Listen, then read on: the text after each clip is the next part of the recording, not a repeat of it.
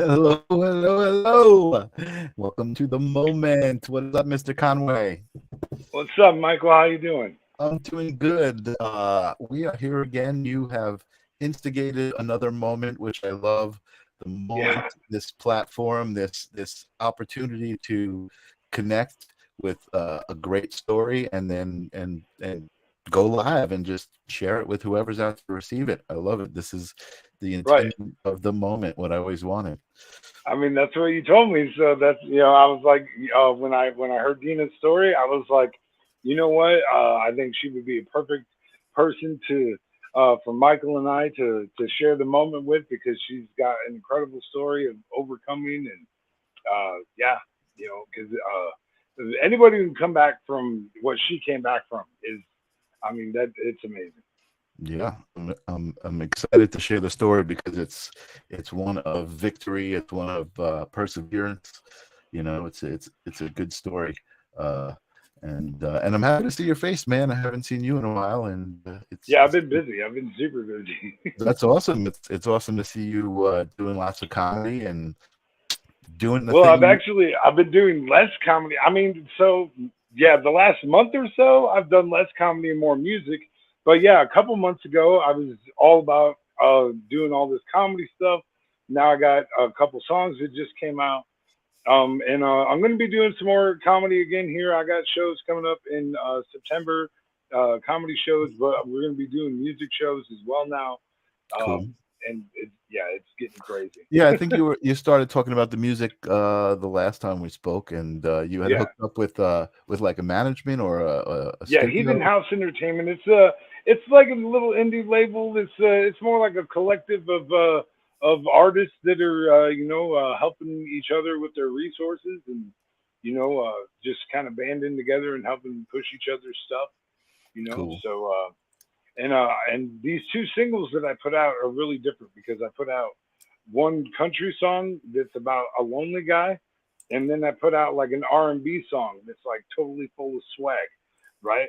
And Right. like I very intentionally wanted to put out very different songs because the first thing I want people to understand about me as a music artist is you're never going to know what to expect. Cool. Cool. Yeah, that's awesome. I'm glad to And see nice you haircut, by the way. go. Oh, thanks, man. Yes, look at that. I think it's the shortest my hair is, the Yeah. least amount of hair that I've ever had on my head. Oh, okay. Including, Like territory wise. yeah, just including from when Yeah. I was a kid. I just always had longer hair. It's just, it's Right. always been that way. I just want to post the link here to the show on Facebook real quick. I'm just sharing away while you're talking. But yeah, man. So the moment was just, again, if you're here for the first time, the moment is just about exactly that. There are so many levels to embracing the moment, making decisions in a moment that will change your life, understanding that you're really in control of the moment, and the moment is the only thing that is now and that exists. And so you found a great guest with a great story. Do you want to introduce our guest so I can bring her on? I'm you're always so much better at the introducing than I am. Well, okay. I mean, you could do it. I think you should. Okay. If Well, if you miss something, I'll follow it up. But if you get it right, I'll just bring it right on. but you're more of the professional in this way. Uh, I'm the finder. You're All right. Well, the post that you sent me was, I guess it was the anniversary of the accident, I believe, that Deena had. Our guest name is Deena Alissa, and I always love somebody who's got two first names. Like Robert George or something like that. But Deena Alissa is our guest, and she survived an accident. She was an athlete and doing triathlons, and she got hit during one of the triathlons, I believe, and I think she was was training. She got hit while training for training. training, right? So and she became paralyzed, and basically, was told, that's it, no more triathlons for you. And she survived, and she's gone on to prove everybody wrong, and continue with her life. A lot of people, again, the moment. A lot of people decide in the moment, okay, that's what I've been told, and she decided that she wanted something different, and she wanted to continue what made her happy, and that's what the show is all about. So, welcome to the moment, Deena Alissa. How you doing, Deena? Good. Thank you. I was telling Michael, it's hard for me to see everyone call you William because to me you're little Billy Conway, and Right. so that's Yeah. Yeah. I'm like, who's William? I don't know who this Yeah. person is. Right. Yeah. That's for sure. My goodness. Well, Yeah. welcome to the moment again. This conversation, this is such a great platform to be able to meet somebody like we've never met, and again, I know Billy, little Billy, and and See, now I'm sorry, it's gonna stick now. That's all right. That's no, okay. it's just a There's temporary a thing. whole group of people that call me Billy Badass actually. So Billy like, Badass, nice. yeah, that's like my name in 12-step circles, which is weird. So like, because I'm like such a nice person, like I'm overly nice, so they call me Billy Badass. As like, but I also I introduced Johnny C at a convention, and that place was so amped up that it was like a WWE event. And see, that's the other thing. Like when I introduce people like a fight is about to happen. You know what I mean? And so like I didn't want to bring the wrong energy, you know? Nice, nice. Well, so again, this the whole idea of this conversation is to share this moment to get put light on your story. So I think you could probably tell us the story best, and that's why we brought you Sure. here. So why don't you share? So I'm gonna get interrupted just a second. I'm on Oh, vacation that's with my okay. children Yeah. right now in In Alabama. So Alabama. in Alabama, Gulf Shores, Yeah. Alabama, we spent all day at the beach. Hello, Okay, you're gonna go. I'm sorry. Go take a shower, sweetie. it's all Okay. good. What's up, Okay. sweetie? Sorry. Welcome, That's all welcome to the moment. Sorry. It's all Um. good. No apologies. Hold on. Let me give you the center stage Yeah, there there. you go. That's great. Okay. So, I guess I was training for a 70.3, which is like a half Ironman. So I still haven't got to that point, but that's what my ultimate goal is, to Mhm. do a 70.3. So if you're not aware of what that is, so you swim 1.2 miles, which I was a swimmer and I coached swim team for a really long time. So that part's easy for me. And then you bike 56 miles. And then at the end, you run 13.1 miles. So I've done all Wow. those things individually, but I haven't done them all together. I've done them together in a shorter aspect, like swim 750, bike 24, and then run like a 10K, a 6.4, Wow. right? Yeah, 6.2, 6.2, which the Still an point two, amazing the accomplishment. Yeah. point two at the end is where you're like, these people are lying. The end has to be here. Where's it at? And it seems like forever. Like I've already done everything else, just the last point two. So, Wow. so I was trained. When you train for triathlon, you do like double workouts together. So like you might swim and then go. The order goes swim, then bike, then run. So you might do the swim and then hop on your bike and then go bike, so that you've done those two of those things together.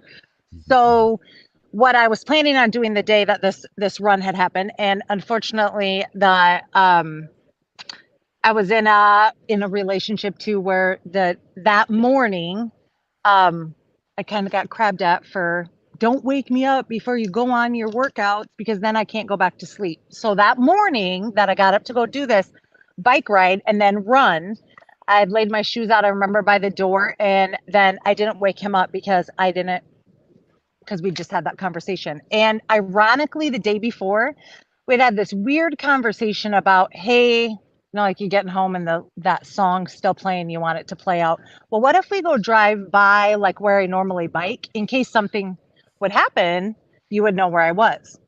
And we decided not to do that. But so I get up in the morning, I put my shoes by the door, I hop on my bike, and it was like a relatively short one. And I'm also at the time working as a like a lifeguard at the water park because I was a teacher, and so I had the summer off. So it was like my part-time job. And in my brain, I'm on this bike ride, and I took a turn that I didn't normally take. And I remember thinking, oh, I've ridden this other. I was down by Des Moines. I was leaving from Colfax. I remember riding and thinking, this isn't.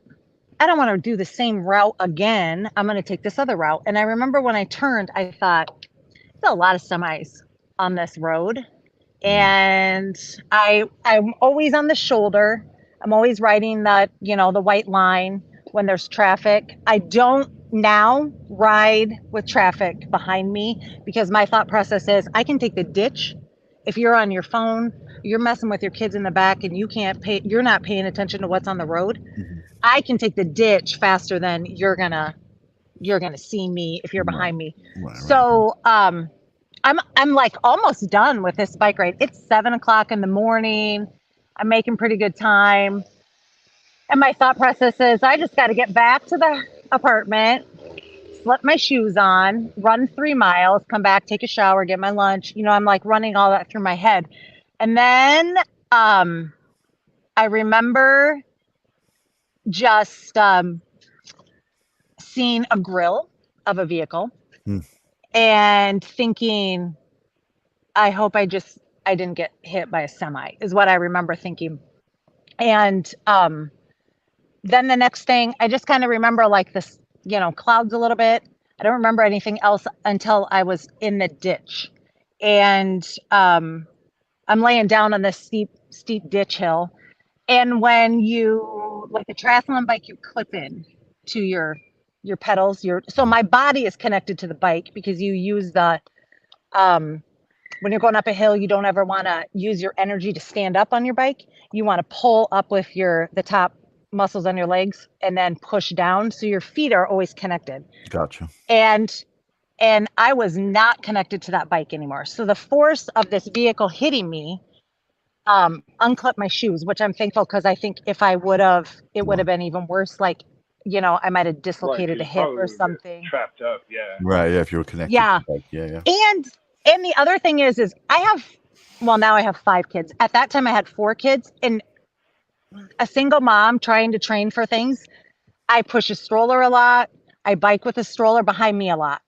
And I was by myself. So I could have had a trailer behind me pulling one of the kids. And a lot of times I put 2 of them in there together with a bunch of snacks.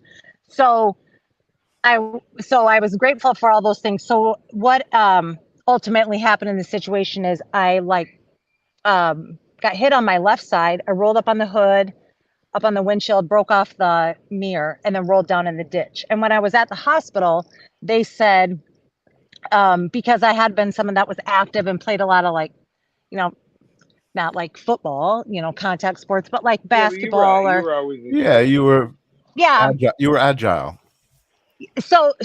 But I knew like how to take a hit and how to so the way that I slid down and we'll just say our family was a little weird competitive.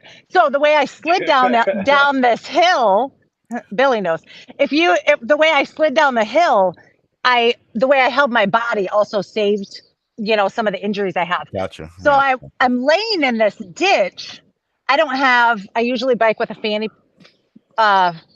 Well, now I bike with a fanny pack, but usually I have my phone is hooked to my bike and I have Bluetooth, my headphones are Bluetooth.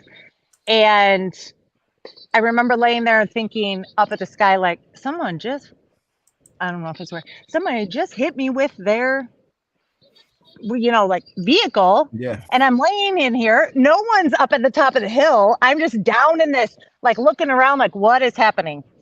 And, because they kept going. It was a hit and run, right? They did turn around, but it wasn't like stop. Oh my gosh, I hit somebody. It was like went down, turned around, and came back. And then I'm laying in there, and all I could think is, I don't know, trying to figure out where's my bike, what's happening, but then also because I was connected still to my headphones, I could call. So, and ironically too, another conversation we had just had was, I mean, like, how many cell phone numbers do you know? Like, if I was going to Right. call my sister, Right. honestly, I don't know what her number is. Right. Right. Right. So we had this whole big elaborate, like, what's my phone number?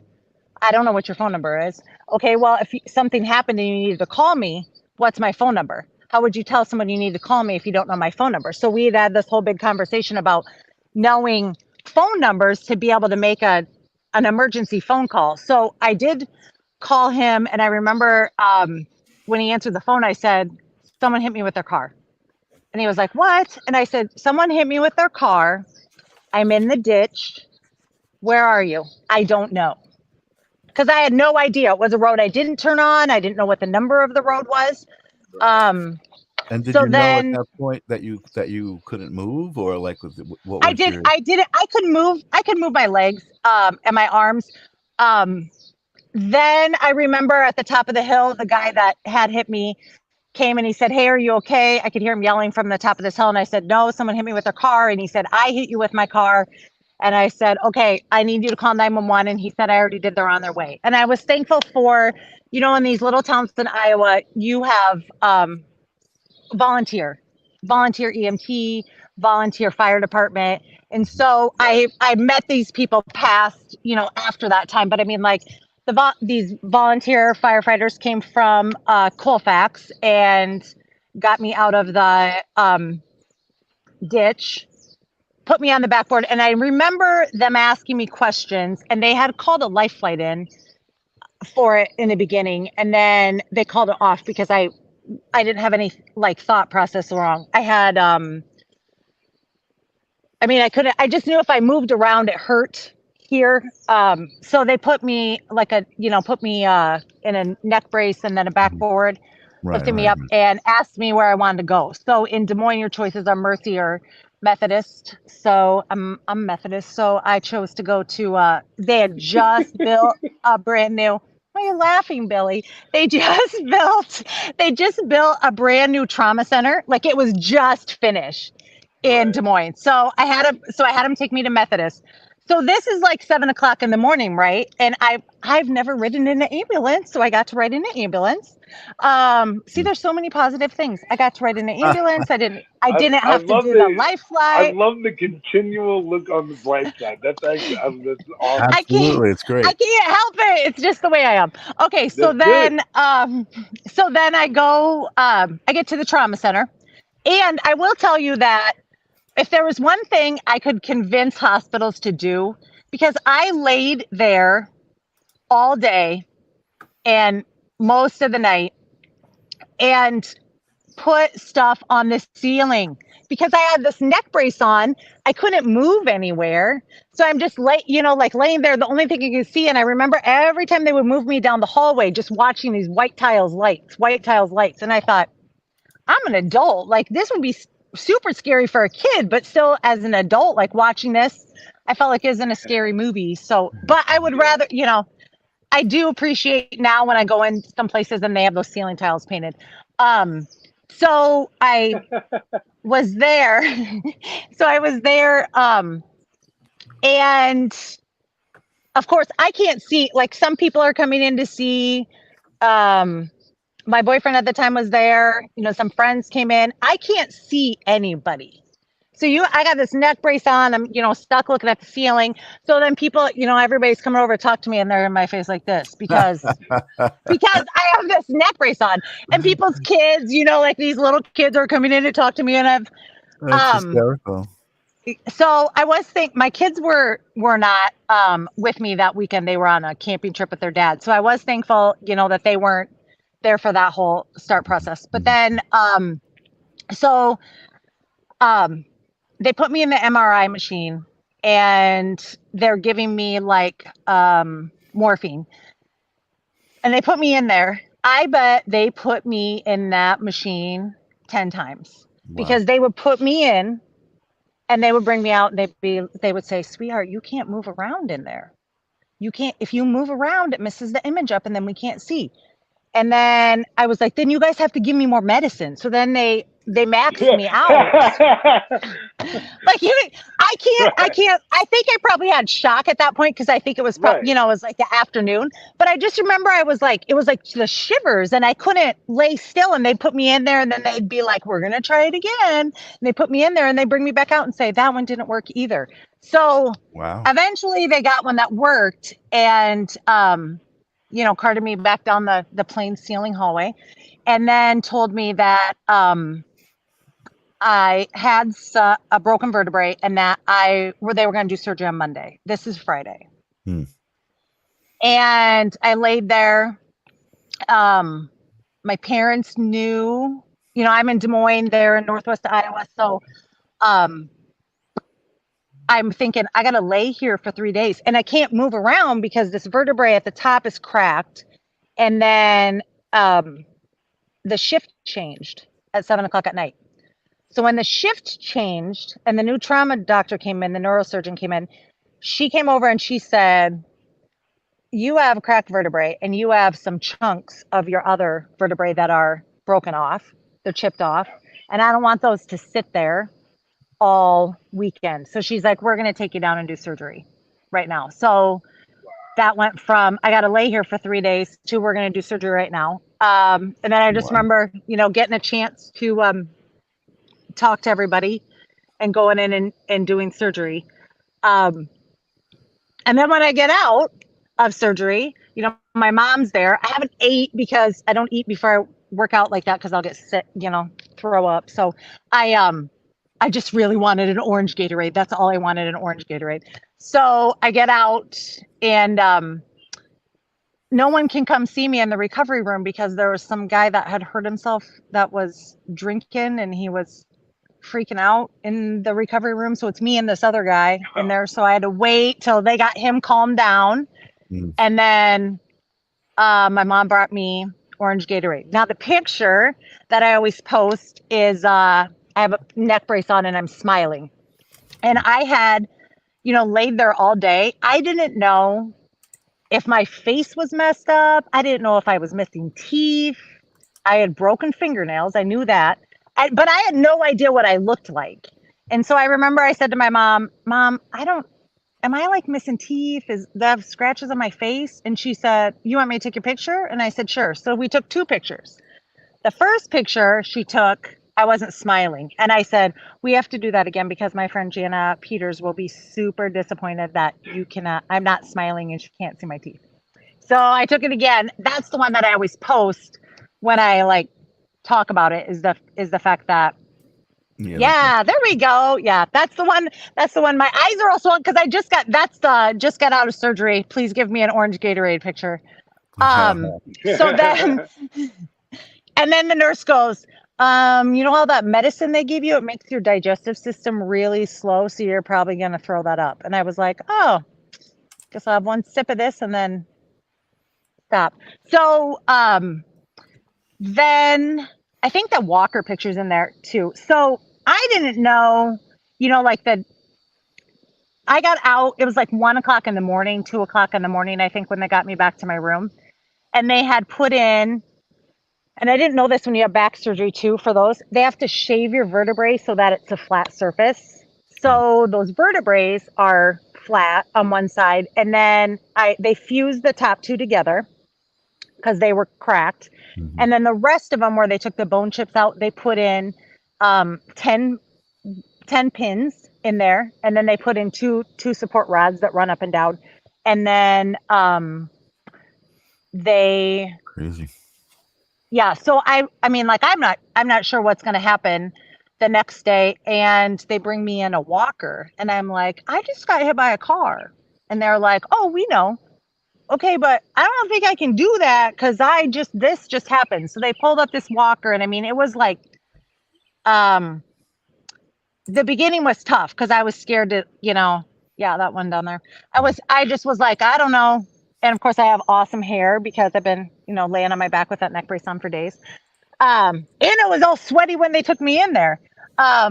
So just walking, you know, like from there, just a little bit, and then walking around the hospital. I kind of got to where, they start you out just like walking across the room and then Right. walking around the hospital. And actually, I left the hospital Monday. And that happened on Friday. So when I left with that clamshell brace. And I had to wear that until those bones fused. Wow.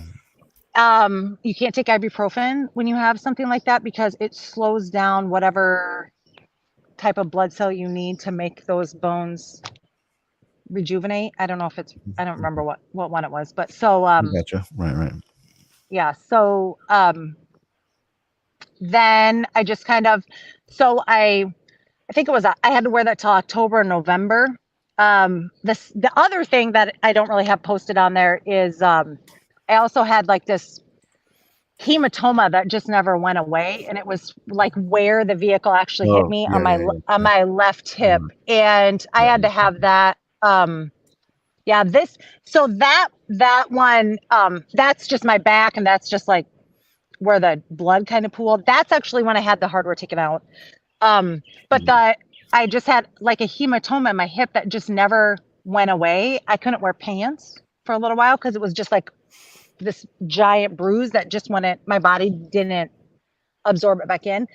So I had to go and have that kind of taken out. So that was like a post thing. But so I did after that with that movement, I had a couple people say, you really need to just go in your kitchen and push your arms down because you're going to lose those ab muscles. And of course, I didn't do that. So when I kind of got that taken out, and the next summer I had a baby. That was the one that was just coming up to get a shower. And then the next summer I had it taken out. So I wanted it taken out because I couldn't bend to the side either way because it ran so far up, and I couldn't bend over. So as a swimmer myself, that was the first thing they were like, well, try swimming. I couldn't get out of the pool without the ladder because I couldn't bend my body to push myself to get out. But when I took, I got that hardware taken out, those bones fused together at the top, fine. But then I didn't realize, I didn't use my ab muscles for 2 years. So I was kind of like, I felt like a weeble wobble when I got done, when I got it taken out. So then when I kind of got the okay from the doctors to go ahead and start working out again, I got a trainer at the gym and just told her what I wanted to work on and what I needed to build up, and we just started with that, and then I just kept adding things in. So how long was that timeline from when you had the accident to when you started like training again? Training. I think it was like January 2021. No, it had to be. When was COVID? 2020? Yeah. Okay, so this happened in 2016. Roxy was born 2017, 2018, I think 2019. January 2019 is when they were like, okay, you can start working out. And I was thankful. The good thing about like all the work that I'd done before, just being an athlete in high school and leading an active lifestyle, is I bounced back faster. And that was one thing the doctors kept saying, because you already were in good shape, because you're used to being an athlete, because you're used to pushing yourself to do this for other things, you had more like memory, muscle memory. Yeah. So that popped in, I think, a little bit faster. I do I started training for my third marathon. And unfortunately, COVID happened. And then it got canceled. And then the next one got canceled. And then the next one got canceled. So when you train for a marathon, you start out in the beginning, and I've done it 3 times, except for that last one. I trained for 2 years for the third one, so it was more like 5. But you start out with you run 3 miles. So anybody that ever says, "Oh, I can't run a marathon," you can. So you start out with your runs are 2 miles, 3 miles, 2 miles, 3 miles, and then on Saturday you run 3. And you think, and I remember every time I've done it, I'm never going to make this. I'm never going to be able to do this. And then the next week you add 1 more mile. Then the next week you add 1 more mile. And then pretty soon you're running 18 miles on a Saturday because you just added 1 more. So if I did 6, as it progresses, it's like a 18-week process. And then then I just kept, the bad thing is I would get to the 20 miles, which is like the max out, and then you start tapering back down to get ready for the marathon. And then they cancel it. And then I'd be mad at the world, and I would not going to train again. And then I'd take 2 weeks and be like, okay, I need to get back out there and do it. So then triathlons, I did do one that 2019. The marathon got canceled, but I did do a triathlon. And then I'm always really good on the swim. I don't have a $10,000 bike. So, I mean, people that do these, they have 20, your bike is worth more than my car. Right. And then, and they're a little bit easier to ride. Yeah. When they're that. Yeah. And they have the helmets that are aerodynamic, and they're this long in the back. So it, let me interrupt you for a second, because this is obviously an incredible story. But I think just because of who I am and what I like, I have a couple of questions for you. One of them is Will had mentioned hit and run. So now you said the guy came back. He said, I called 911. But did he just actually leave then? He just called 911 to make sure you were taken care of, and he took off? No, it was he hit me and then he went down. I can't talk about some of it, but it was, so he went, he went down a little bit and then turned around and came back. But then I don't really know what happened. So he had a bit of a it's hard to know because you were in the ditch. Yeah. And I was what's happening? You were, Yeah, I mean, I fell downstairs, and I know that there's a system check involved. You know what I mean? Reboot. Right? Yeah. Okay. So no, that's a totally fair answer. And one of the things I noticed in this picture when I brought this picture up here was, here you are in the hospital in a neck brace, and you've got this huge smile on your face. So I'm imagining that you kind of had a previous disposition to, be a happy person, and kind of, Will was saying you were saying there's always a bright side. I mean, I'm imagining that had a huge effect on how you handled this whole thing, and why you just kind of got up and you're you didn't let it slow you down. Do you feel like if you didn't have that disposition, you might have gone a different way? Yeah. I also think I'm a pretty religious person. So I will say that, and I don't know, it was 2 weeks before or a week before, and I was just worn out. I was running the kids everywhere. I was lifeguarding at this job. And I was I just really want to not have to do anything and just have a break. Mm-hmm. And then that happened. Mm-hmm. And then I remember thinking, did I manifest that? Did I, wow. That's not how I would have liked to have a break, But it's funny how the world does. I'm not in charge of all that stuff. So you hit it on the head. Words are powerful, you know what I mean? And thoughts are powerful. and it's not always right. You get. And I definitely had a break, because I think for 8 weeks I really, just laid around and. I didn't mean a break in my vertebrae. I know. Right, not the break I was. I didn't mean an actual break. I just wanted. I needed time. I need some time out. Right. So, do you think that almost affected your disposition positively? It almost made you more hey, man, I gotta really be an example here of happiness and survival, and I mean, or did just that come naturally? It seems like it came naturally. Well, and it does, but if you I think one of the things that my choice is either, and I also I was a teacher, I'm a principal now. you know, I worked with special ed kids a lot, you know, so I mean, and I coached swimming actually for like 20 some years, and I had to quit. Part of it was because of this accident, because I couldn't I just couldn't get in the pool with them because I was very like hands-on. So I guess I've seen a lot of people with positive attitudes to be progress from, you know, like those little kids that I taught how to swim. Like, you think you're legit gonna drown in here? I'm not. Deena's not gonna let you drown. We're gonna learn how to do this. And then I've had some of those kids swim in college. So I mean, so when you look at like what's your positive, I also, you know, just have you have two choices. Your choice is either, okay, what can we do with this? How can we make this a positive spin on it? Or I quit.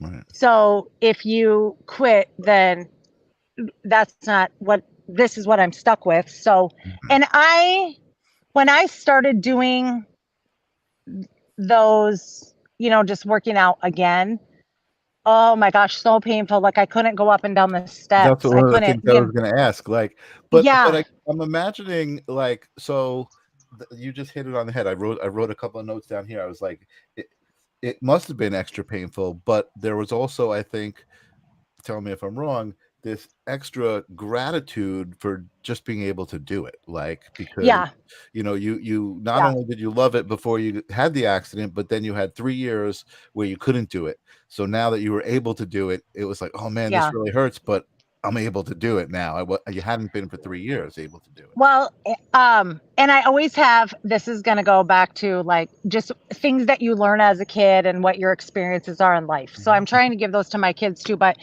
I played basketball in high school for Ted Riley, and he was Mr. Iowa Basketball Coach of the Year back in the day. So Billy was one of his favorite students, I think.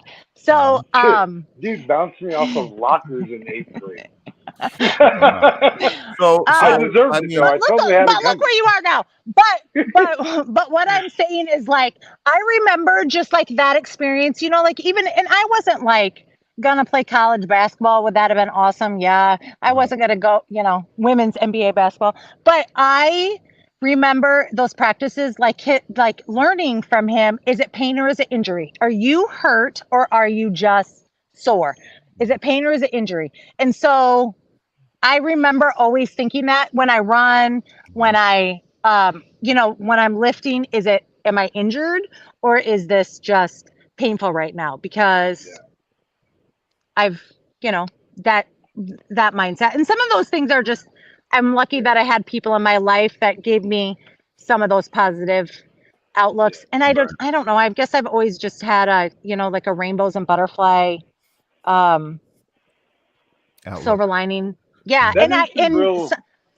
Sometimes it gets me in trouble because that's the way I view everyone else. And there are some real evil people in the world that don't have that mindset at all. But it's hard when you're one of those people that are like, oh, maybe they, you know, what's the positive of this? And then right.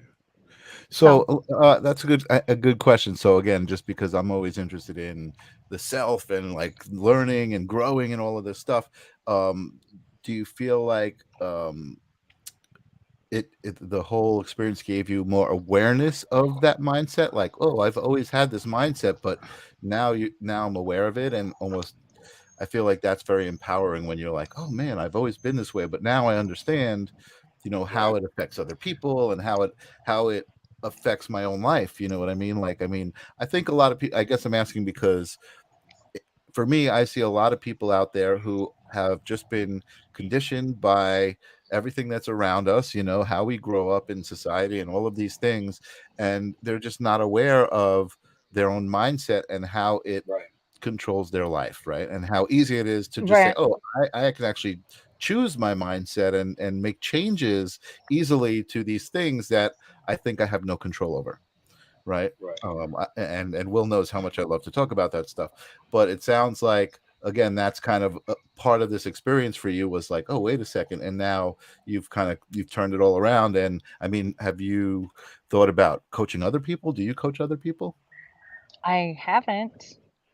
because but I I'm feel like you've got that so energy, I to give to other people, well, I kind of feel like that, was my teacher side, Hmm. and I did, and like, I was a coach, Hmm. but I'm also not one on big on complaining because, Hmm. and I'll just use this example. It's hot here right now, and my my little today was 116 is how it felt, and my little people are like, "Mom, it's so hot," and I was like, "So if you're going to complain about it, it's not going to make it any colder. So we have water, we are in the ocean, we have a pool, we can do all these things, or we Right. can complain about how we're all hot because we're all hot. But you know what? We also live somewhere where it's -40 in the winter, so we're not going to complain about it. But I think just like the mindset too, like my oldest is 22, and when she was a little kid, like 4 or 5 years old, and she was playing sports, and I remember sitting the first year I didn't help with anything, so like, well, swimming, but I didn't help with like little league, and I remember sitting with the parents, and I'm thinking, these kids are 3 and 4 years old. They are learning to hit the ball and run to first base, which a lot of them don't even know what that is. And then everybody gets to run, a base. Nobody gets out. We all tackle each other to get the ball, and it's cute. And I remember sitting in the crowd and people just bitching, and then being like, "Oh my God, I can't believe that they are letting these kids, and why aren't they doing that?" And I remember thinking, unless you're going to get off your butt and you're going to go out there and you're going to help, or you're going to coach a team, then you need to sit here and shut your mouth. And so Hmm. then I pretty much, I did that with soccer. I started a soccer league I helped get one going in Emmitsburg. There wasn't one when I was Yeah. there. Actually, I never played soccer, and then I learned how to do it. So Yeah, my that, kids could like do it. nobody around us Yeah. did. No, I learned how to play it from a 5-year old when she got to be Mhm. 6 and 7 and just going up. But I mean, like, if you're going to look around, you want to complain about something or you want to do something about it to make it better. So I mean, that's kind of what my mindset Yeah, has been. I'm not going to sit here and complain Right. unless I'm willing to right. change something or do Yeah, no, something. and Because it seems so simple, I mean, and I love that because obviously you understand that. That's Will and I. We struck up a friendship over the same kinds of philosophies. You know what I mean? And I forget what the saying is. Something about if you don't like snow, something about not liking snow, and like I think it's something about well, you can complain or you can enjoy it. You can find joy in it or something because either way it's going to snow and so you could be happy or you could be unhappy, and it's your Right. choice. yeah. Either way it's Now, Well, after you have to scoop it, for like the 15th time in the winter, then I might not be so joyful about, yay, it's snowing again. it, and it causes a lot of heart attacks. I don't know if you're aware of that. There's a lot of like older people that die from a shoveling heart snow. attack from Well, shoveling snow because it's like such a strenuous activity, and people don't realize that they're overexerting themselves. It's a dangerous that's what, thing. when it gets to the end of the year, then or the end of the season, I'm like, okay, who can I pay? I'm not doing this I was again. gonna, you have a strapping young son that you could probably have to scoop that Oh, I snow. know. But you know what always happens? I have 50-50 with them. And the week that they're not at my house is when it snows. Oh, sure. Yeah, no, I Yeah. bet. I So bet. I That's would just pay some dude $20 to come on his 4-wheeler and scoop it out. yeah, And yeah. then it's benefiting everyone. He makes $20. There you go. And has a good time doing it because that's fun. Right, right. Pushing snow on a four wheeler with a blade on the front is actually And a good time. well, and it's a guy that comes with his kids, so like the kids are on the 4-wheeler too while he's moving. His Yeah. wife stays in the car. Yeah. So yeah. I love it. I love it.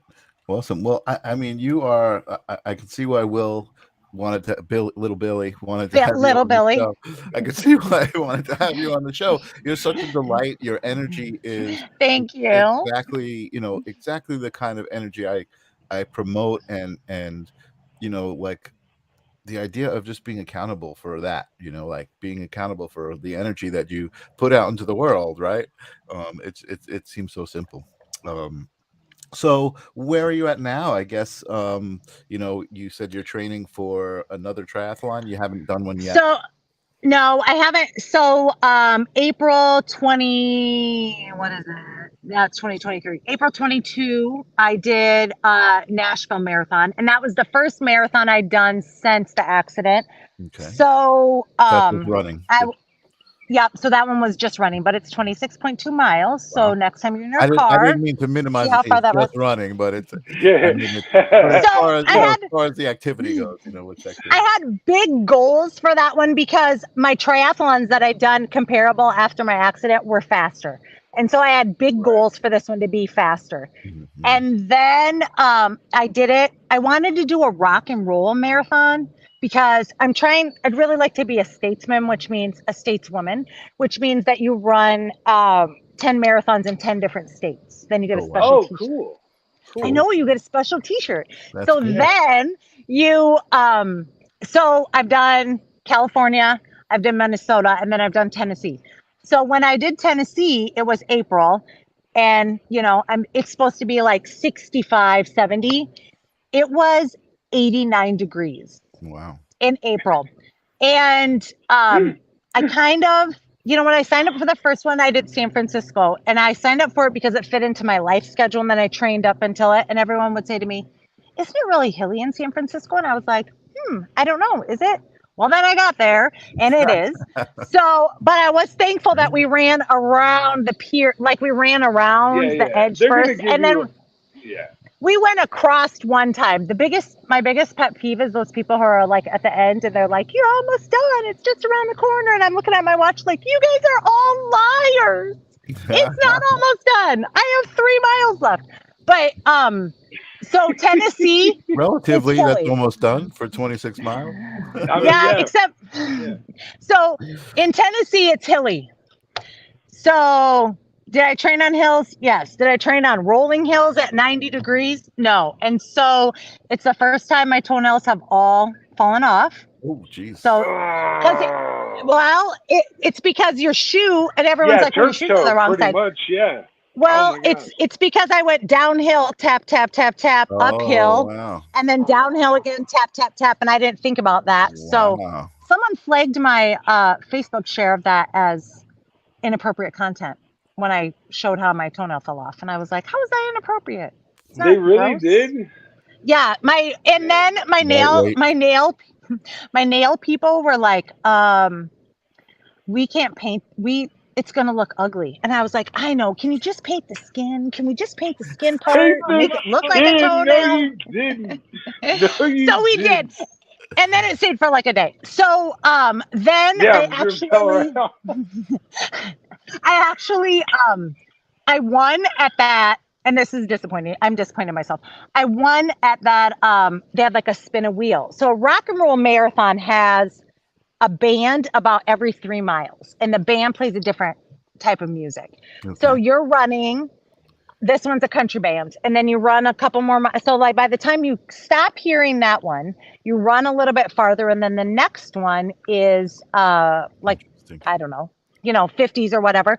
So I was super excited for that. So that's why I chose to do that one. And then I spun this wheel for a 70.3 race, and I won it in Memphis, but it was last October, and I was fortunate enough to get a principal position in Northwest Iowa. It was my first principal position, and there was just so much, like, you can't spend 6 hours in the car between Des Moines, Spencer, back to Des Moines, and then work 6 hours. You got to sleep. So I kind of took a little break in there. So I didn't get that one done, but and then I have a psoas injury. I don't know if you know what that is. No. Okay, so psoas is this muscle that runs like on your hip bone. Kind of is like sore ass, which is what it feels like. But it's just like I've gone back. I've been doing like physical therapy on it for the last couple months because I just need to get my hips back to Is it an even like plane. a nerve thing, like sciatica kind of? Well, I think a couple people have said that, but it's not. It's more like my massage therapist, Jared Hansen, is amazing, So he loosened that up and I felt like I walked out straight, but I feel like my chiropractor she'll put it we spent a lot of time we're putting it back in, and then I'd come back 3 or 4 days later and she'd go, nope, it's like, went back up, and then pushing it back down. So I needed that muscle to be kind of Wow. massaged and stretched out because it was too tight. Wow. So I would like to do I think probably all I'm going to get done this year is just going to be a short one, probably in September. And a short one is like 500 yards swim, 12 miles on the bike, and 3.1 run. But my goal would be next year to do 70.3. Cool. Sorry, Awesome. I have another child in the frame. That's all good. Welcome to the moment. So hold on, my thing went out here.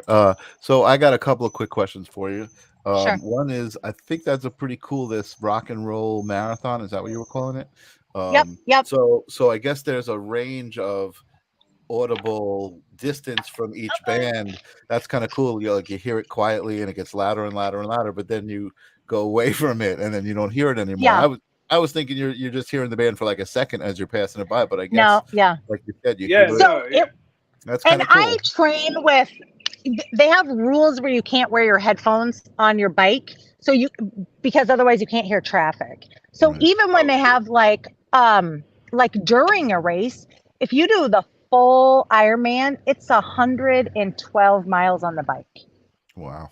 So, and I bike probably I did buy a new bike, a faster bike. I mean, and it's a little bit too fast. Like it's like 28, 27 miles. I wiped out on it twice.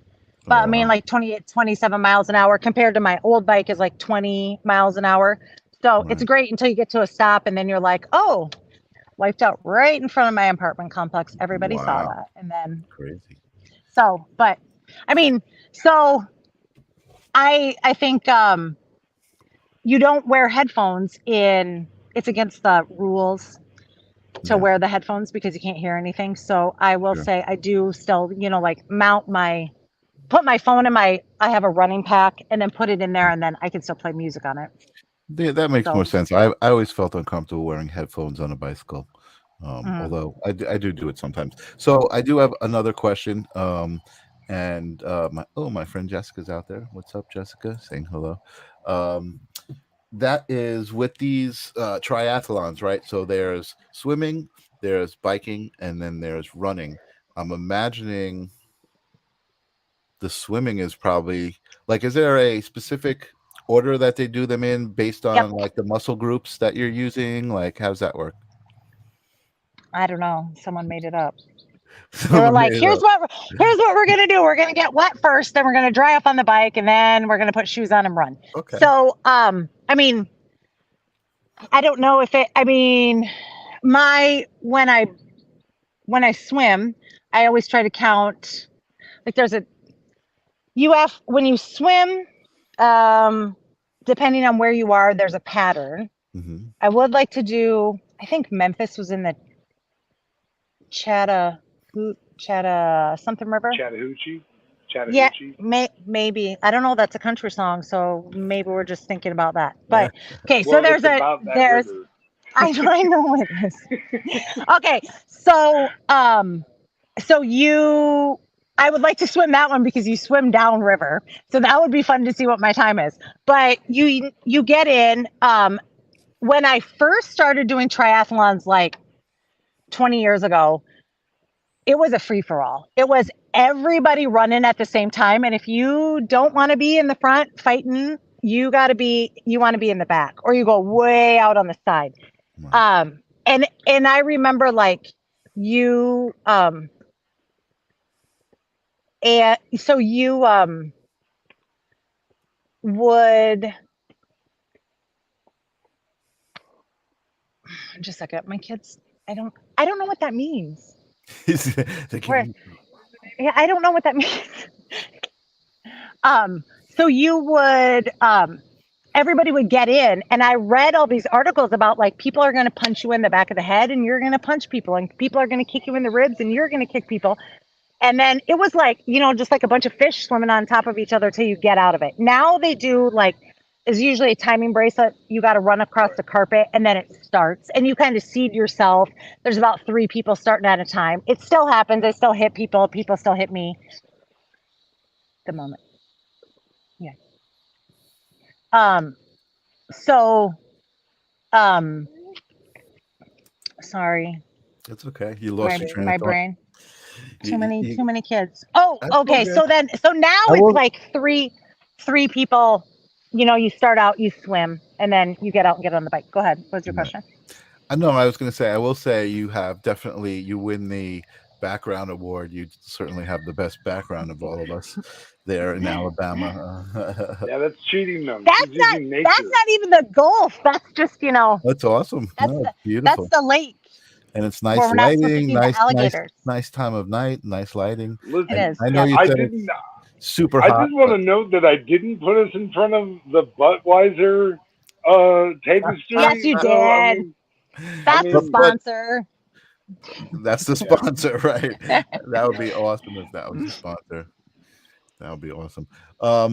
That's awesome. I don't know why I thought of this, and I think it was something that you said, but let me just see if this is it. No, this isn't it. Okay, I just saw a clip, and I was going to bring it up. I was trying to be a fancy producer with it, quick with my thing, but I just saw a clip of a woman who got a job as a sign language interpreter, and she wasn't a sign language interpreter, and she was like doing The wrong yeah. things. dancing around, and it was So you're obviously saying that I could do that as a part-time job? it was obviously not sign language, and it was intentional, like to be funny, and like the person who hired her just didn't ask her enough questions, and she got on TV. It was just really funny. Anyway, I was trying to find it because I wanted to share it, but amazing. So you're still running. You want to eventually do a triathlon, and I'm going to wish you The luck with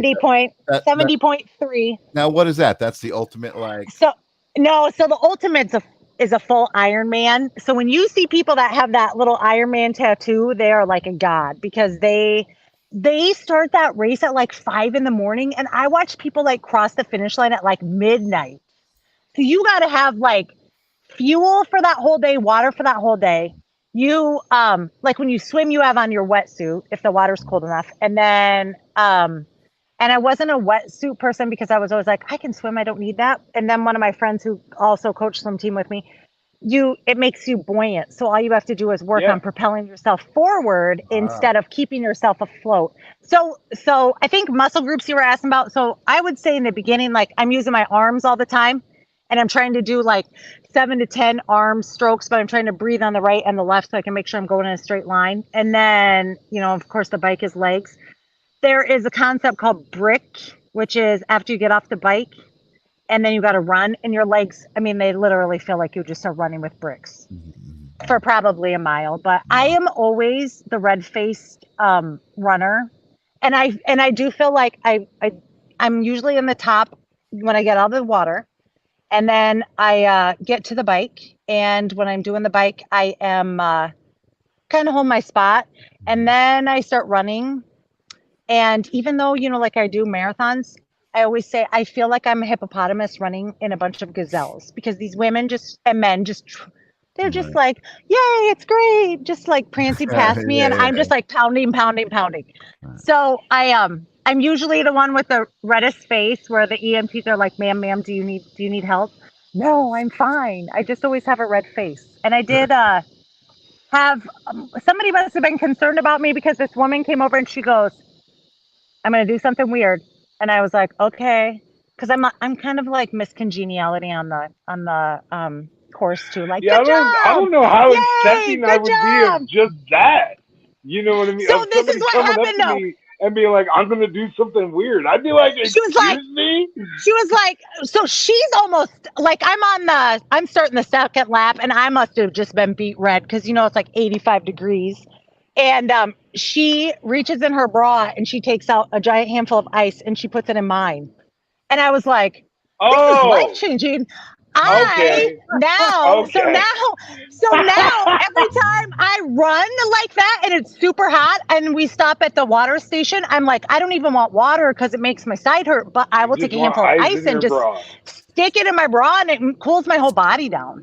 Did that So feel like an I intimate know. encounter? That sounds a little And she intimate. becomes more aerodynamic It because her was, nipples get hard, but you know. So I don't think it really mattered like that. But No, no, um I'm just teasing. I'm sorry. no, The comedian in me couldn't help it. Yeah, I was earlier. You said something that I was like trying to come up with a joke for. You were talking about becoming a stateswoman. I'm like, oh, what does that mean in this day and age? What is a stateswoman? You know, like the Yeah, I thought it was a political thing. pronouns. You know, all of that. I know we couldn't make it a political term. No, that's awesome. Well, again, you know, you're such a delight to talk to. It's so great to hear how you've come back from that tragic event, you know, and just kind of you're still that same bubbly person with that same positive attitude. Will, do you have anything specific you want to talk about with Deena? I know you've known her for a long time, little Billy. Little Yeah, Billy Conway. Little Billy Conway. I just I want to say that I think that you are right. The conditioning we had growing up, because Emmitsburg had its own conditioning. Like Emmitsburg was a very competitive place to grow up.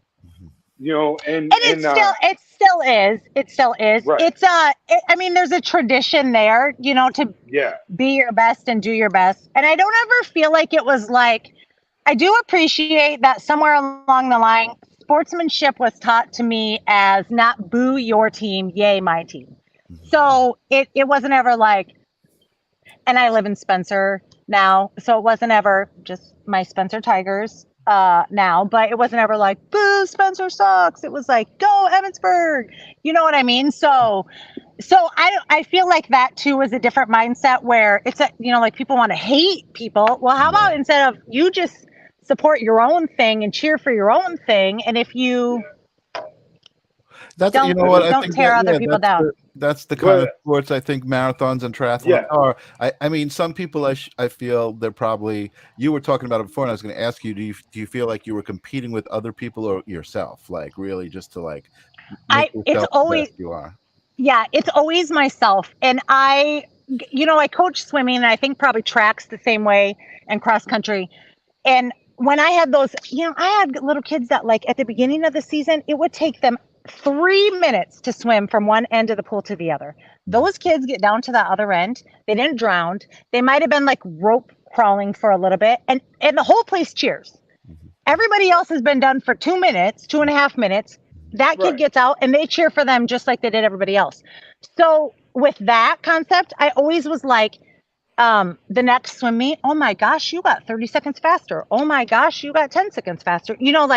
So I try to do that with myself too. Like, what's my goal? And then I just try to be faster than the last time. And it surprises me that as I've gotten older, and I don't know if it's because I understand more towards where my body is, and like, you can really push yourself before you break.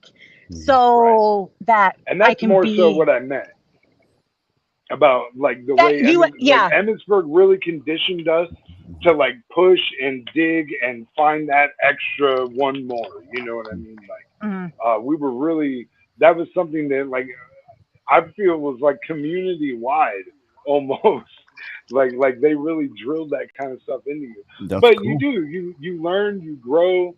And there's some parts of that conditioning that are good and carry us through, and then there's other parts that we let go of because we realize it no longer serves us. You know what I mean? And that's awesome. Is that where you're a principal at? Is Spencer? Yeah. Oh, wow. I'm a principal at I am a principal at the Spencer Catholic School. I know. When I moved back, people were like, "Are you going to live in Emmitsburg or are you going to live in Spencer?" And I was like, "Well, my job's in Spencer. So I'm going to live in Spencer." Yeah. Okay. So some of my kids go to school in Emmitsburg, the older ones do, but the little ones go to school, or the littlest one, he goes to school at my school in Spencer. So I have to explain this just a little bit to Michael because I know that he's like, and anybody in the audience. Okay. So when Deena and I were growing up, there was a for real rivalry between Emmitsburg and Spencer. Okay. Like, like, like we did not like. I remember me and some of my friends chasing kids from Spencer out of town. Like we chased them all the way to the 5 Mile Corner. You know what I mean? Like, if Little you're Billy place if your Conway place said terrorizing the Clay neighborhood. County, The real you Billy didn't Conway belong is here. coming out. Yeah. No, but I It was think it was bad. the It was same. so bad. But I think it was the same way when it was over there. And then God forbid that the Emmitsburg girls have Spencer boyfriends or the Spencer girls have Oh, I Emmitsburg went to Oh, Spencer boyfriends. all the 'Cause time. Spencer that was happened too. that's yeah. I had a lot hysterical. of. I had a, No, but and it's still like a rivalry. But I remember being a kid like um you and that's the other thing that I feel like too that I try to do is where that rah versus that would be the one time that we were told that team is those people are bad. Is that like legit? I really thought that as a little Right. kid, yeah, So yeah, it's like we're teaching you something that's not true, but like yes. you have all these people that believe it. Yeah. I'm glad that you're squishing that a little bit. Please squash that. Yeah, because it's so ridiculous. I lost friends because I had a friend growing up that lived in Dickens for a long time, and then when we were when our freshman year we were the same age, he moved to Spencer and started going to Spencer school, and I actually got into a fight that year at the Clay County Fair because I was talking to him and a couple guys from the Spencer football team was like, "Hey, why are you talking to this E-Hawk for?" And the next thing I know, there's three carnies pulling me off of my friend.